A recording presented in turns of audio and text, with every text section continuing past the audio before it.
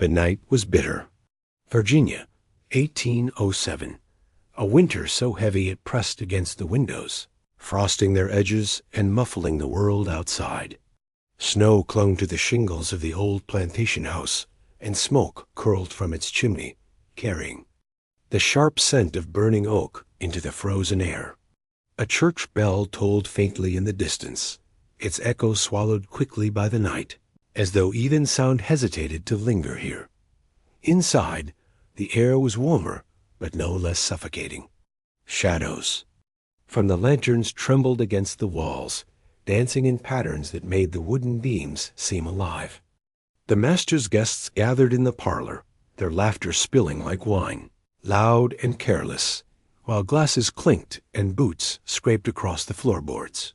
They had come to mark the turning of the year, to toast to wealth, to futures, built upon the endless labor of those who would never see freedom. And in the kitchen, unseen, Esther moved. She carried herself with the quiet precision of someone who had long ago learned to make herself invisible. Each step was steady, each movement practiced. But within her chest, her heart did not match the calm rhythm of her hands. It beat with the memory of nights stolen from her, of a body no longer hers, of a master who claimed her dignity as though it were nothing more than another possession. He had taken everything, her sleep, her safety, her choice. Yet tonight, she carried something he could not take. The scent of herbs rose from the pot, bitter beneath the steam. Esther's hands lingered over it a moment longer than necessary. Her breath slow, measured dot around her. The enslaved moved carefully, their voices hushed, eyes flicking nervously toward the door, as though at any moment it might open. They knew. The master's temper knew how swiftly his joy could twist into violence. Every sound felt louder in that silence, the scrape of iron against wood, the hiss of boiling broth, even the soft drip of melted snow from the roof. Esther's face gave nothing away. To anyone watching, she was simply preparing the feast. But inside, the weight she carried was unbearable. It was not hope, not yet, but a cold determination that had been sharpening for months. Each clink of glass from the parlor reminded her of the years stolen, each burst of laughter of the nights when her voice was forced into silence. Tonight those sounds no longer only meant cruelty, they meant reckoning. Midnight was approaching. The guests would soon gather at the long oak table, the master at its head, and Esther would serve him. Outside, the bell struck again, and this time it lingered a moment longer before fading into the frozen dark. The house seemed to breathe with it, as though the walls themselves knew what was coming. The feast would be placed before him, and what it carried would shape the night's fate. Virginia, 1807. A land dressed in wealth for some, in chains for others. The soil was dark, fertile, and heavy with tobacco, a crop that brought riches to the planter class and ruin to those forced to tend it. Along the winding roads, grand houses rose like monuments, their white columns gleaming against the gray sky. But the beauty was a mask. Behind every polished railing and every manicured field lay the truth. Human lives bent under a weight that never lifted. The divide was unmistakable. On one side, planters dined with silver cutlery, their conversations soaked in talk of markets and profit. On the other, the enslaved endured a life measured by the strike of the whip and the call of the bell. The class lines were not drawn in ink, but carved in flesh. And within this brutal order, Esther's place had been decided the moment she was born. Her days began before the first glow of dawn. She woke in the cabin where she and others slept tightly packed, the air stale with smoke and sweat. The bitter chill of winter crept through the cracks in the wood, biting at her skin as she pulled herself from the thin blanket. The sound of roosters carried faintly across the plantation, joined by the heavy tread of overseers already making their rounds. There was no pause, no breath of freedom. Work began before the sun dared rise, and it ended long after darkness swallowed the land. In the fields, the smell of damp soil and drying tobacco leaves clung to everything. Esther's hands, though often working in the house, bore the calluses of labor. The overseer's whip cracked sharp in the distance, and even when it did not fall on her, the sound alone was enough to tighten her chest. She moved with quiet precision, every gesture measured, because any slip could draw punishment swift and merciless. This was a world where silence was survival. Inside the master's house, the air was warmer, but suffocating in another way. The wooden floors groaned beneath each step, announcing every move. The scent of burning wood mixed with that of brandy, and pipe tobacco, thick and choking in the narrow halls. Esther knew every creak, every draught, every corner where shadow lingered longer than it should. But there was no hiding from the sound that truly haunted her, the slow, deliberate rhythm of his boots against the stairs. The master was a man who believed himself untouchable. His power was absolute, written not only in the law, but in the fear he commanded. His voice could rise like thunder, shaking the walls, or drop to a whisper that carried more menace than any shout.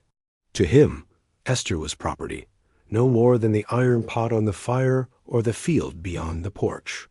He took what he wanted when he wanted, and the world around him allowed it. His cruelty was not a secret. It was simply accepted, woven into the fabric of the place.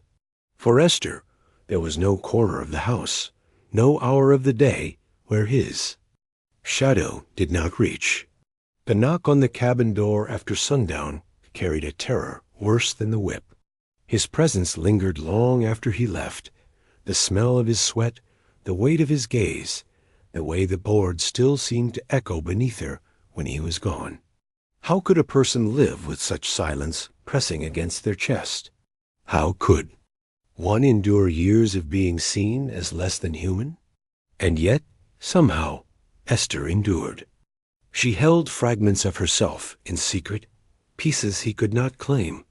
A song once hummed softly while she worked, fading before it reached her lips. A memory of her mother's hand, brushing her hair back with tenderness long stolen. These were small things almost invisible, yet they were her anchor. Beneath the crushing weight of servitude, she carried a resilience that refused to die. Winter deepened. The days grew shorter, the nights colder. But in that cold, something shifted within her, faint at first, like the first crack of ice on a river. She could feel it even if she could not yet name it. For though her world seemed endless in its cruelty, storms always gather in silence before they break. And when they do, nothing stands untouched. By the final days of December, the plantation seemed wrapped in a silence that did not belong to winter alone. The frost on the windows glittered like broken glass, and the air grew so cold that each breath left a pale ghost behind. But it was not the weather that chilled Esther. It was the weight of what could no longer be endured.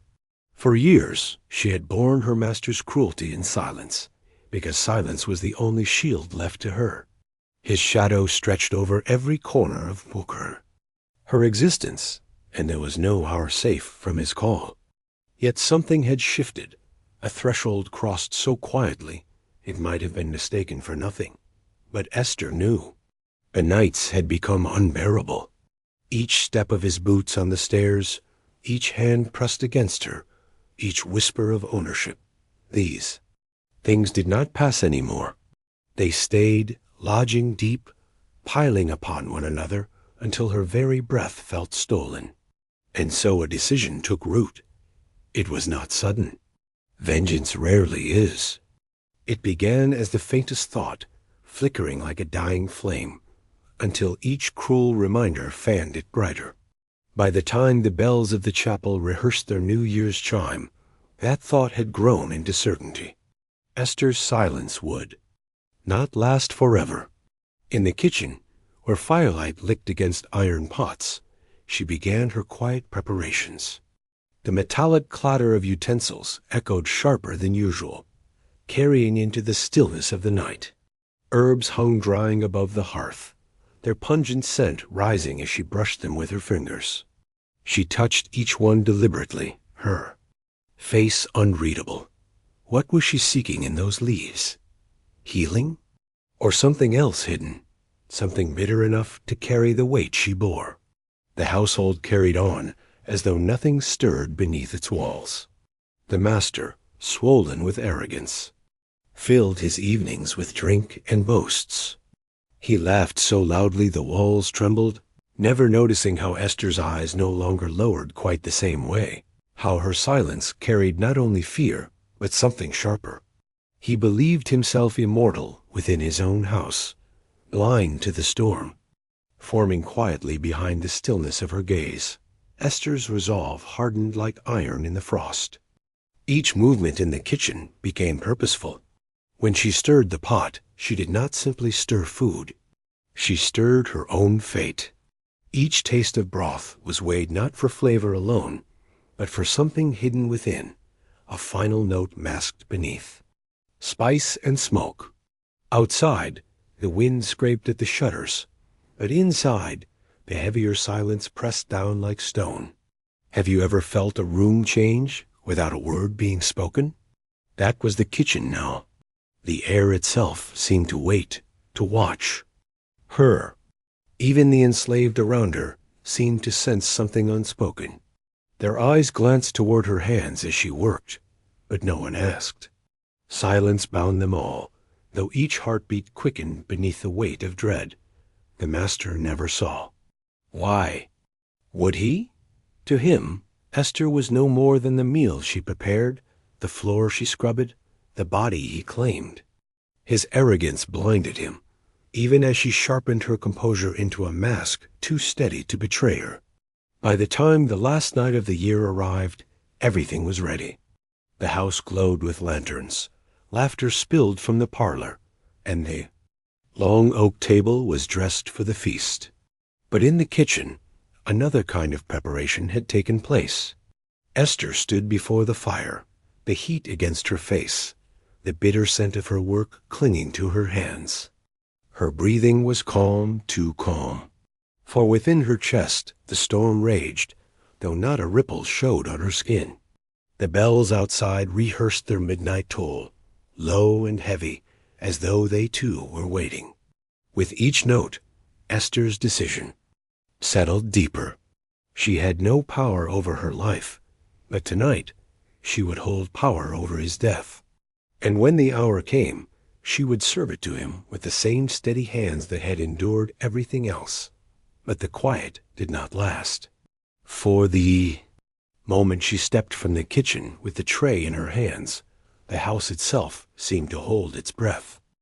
Midnight crept closer, and the air in the master's house was thick with firelight, smoke, and the perfume of roasted meat. Candles flickered in brass holders, their flames bending with every draught that slipped through the old timbers. Laughter roared above the crackle of the hearth. Glasses clinked, and boots thudded against the creaking floor as men raised toasts to another year of wealth built on the backs of the enslaved. The master sat at the head of the table, cheeks flushed with drink, voice booming like a drumbeat against the walls. He spoke of his fields, of profit, of power, every word carried with the swagger of a man, certain he was untouchable. His eyes swept the room with lazy arrogance, lingering on Esther as she moved silently between shadows, her steps measured, her gaze lowered, her face unreadable.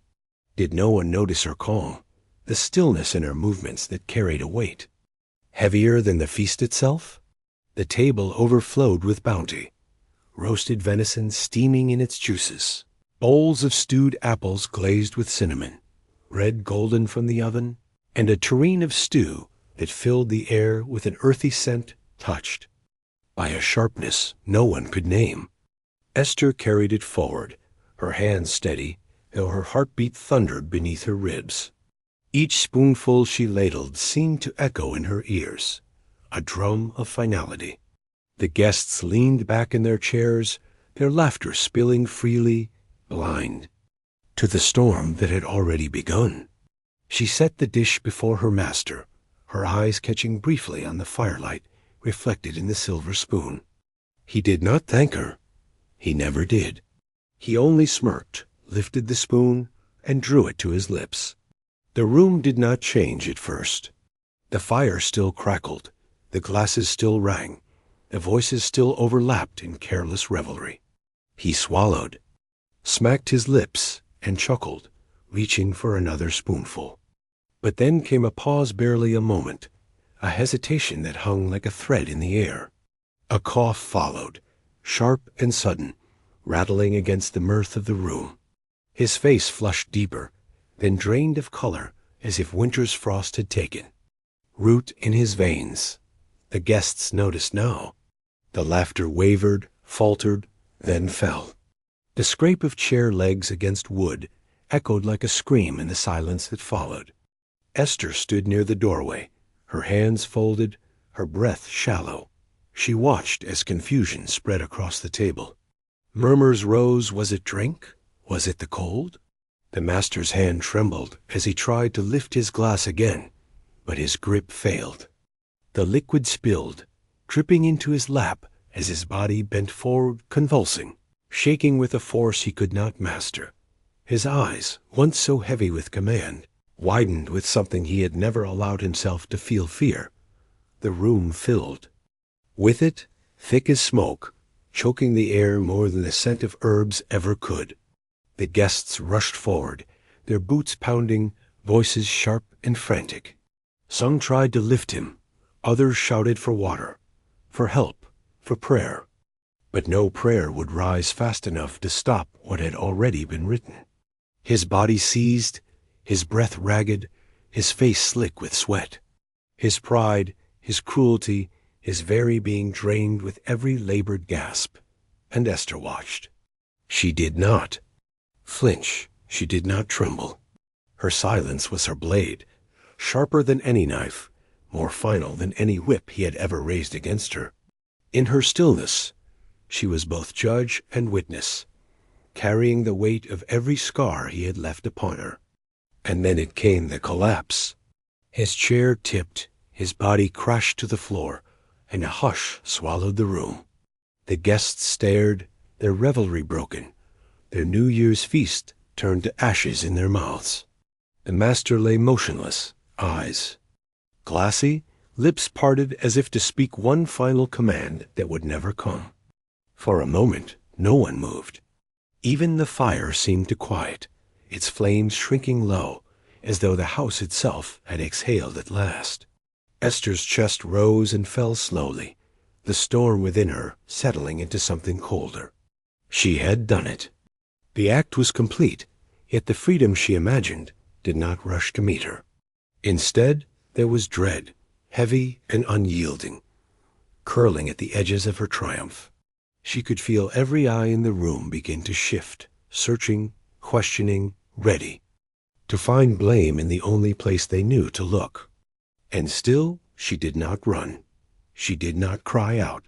She stood with the quiet of a winter night, waiting, watching, holding the silence as her final shield. The feast had become a funeral, and the new year was baptized not in joy but in vengeance. Esther had served her master well her last service, her truest. But as the guests whispered, as suspicion thickened like smoke, one truth hung in the air heavier than any other. The house had not yet finished with her. By the time the bells struck midnight, the question lingered, was this an ending, or only the beginning of something far darker? The silence did not last long. Screams shattered it, sharp as glass against stone. The master's body had crumpled into itself, limbs stiff, mouth frothing with a sour foam that dripped onto the wooden floor. The acrid stench of bile rose into the air, mixing with the rich perfume of roasted meat, turning the feast into something grotesque.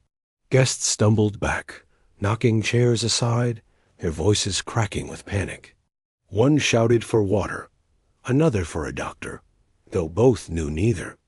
could stop what was unfolding.